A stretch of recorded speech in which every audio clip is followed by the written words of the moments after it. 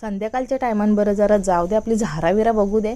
तर अगं बाबा काय तो पप्पाचा जीव तर दिसला. मग लावला कामाला. बरं कामाला जरा लागा तुमचा जीव बीव राहू दे साईडला, जरा मला झाडा कापून द्या, गवत जो आली तो कापून द्या सगळा.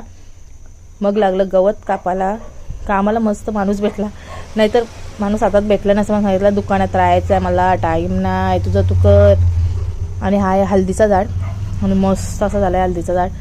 आता हा गवत बिवत मस्त काढून घेता. त्याच्यानंतर मला पुढं दिसली ती आपली जी वांग्याची रोपं आहेत ती. तर विचार केला यांना जराशी भरणी करायला पाहिजे, कारण यांना अजिबात माती नाही येतं. मग घेतली, पण साहेब बोलतं का मीच करता, ऐकच नाही. मग घेतली त्याच्याकडून वचकून आणि मग करायला घेतली भरणी या झाडांना.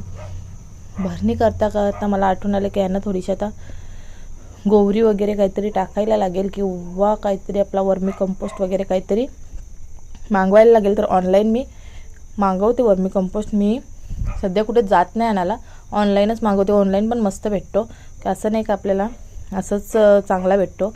ही वांग्याची छोटी छोटी रोपं आहेत, यांना मस्त अशी भरणी करत करत घेतली. आणि अजून आपला मोठा एक रोप आहे, त्याला देखील भरणी करायची. पण आपला काय माणूस ऐकत नाही, आपलं छोटा सरकार काही ऐकत नाही. मग दिला याला ट्रान्सफर केला त्यांच्याकडे. त्यांना बोललं तुम्ही काही काम नका करू, याला घ्या ना पहिला, जा तिकडं त्याला खेळवा जरा.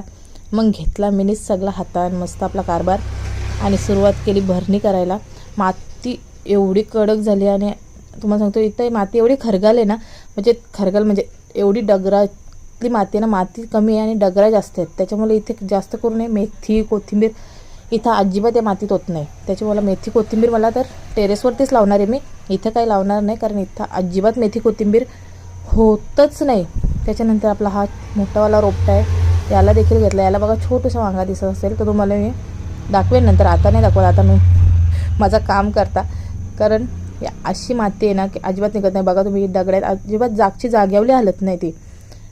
आणि आपलं ही कुदल देखील आपली छोटी पडते. त्याच्यामुळे आता मी गेली कधी कल्याणला ना, फेरी झाली तर मी मोठी आणीन, कारण याच्यामध्ये अजिबातच जमत नाही. भरपूर स्ट्रगल केल्यानंतर यांची भरणी झाली एकदाशी. ते मला सांगतात तुझ्याने काय होणार नाही. आणि फ्रीच्या झाडांचा आणि माझा एक वेगळाच नाते. आता तुम्ही बोलाल इथे घाण पडले, कचरा पडले, तर इथं दुकान आहे, आणि ही लोक जे खातात ना ते साईडलाच फेकून देतात. आणि मी हे सर्व हप्त्याला साफ करत असते. मला रोज काही टाईम भेटत नाही, त्याच्यामुळे हप्त्याला मी साफ करते. आणि इथं मस्त मिरचीचा रोप आला आहे. इथे काय झालं होतं, मिरच्या पूर्ण सुकल्या होत्या. मी इथे मिरच्या फेकून दिल्या होत्या त्या साईडलाच. मला माहिती आहे त्या येतीलच पाणी पडल्यामुळे. आणि मस्त मिरचीचा रोप झाला आहे. आता याला मी 15 ते 20 दिवस असाच थोडा मोठा होऊन देईल. कुठला रोप जगतो आणि कुठला मरतो ते बघेन. आणि जो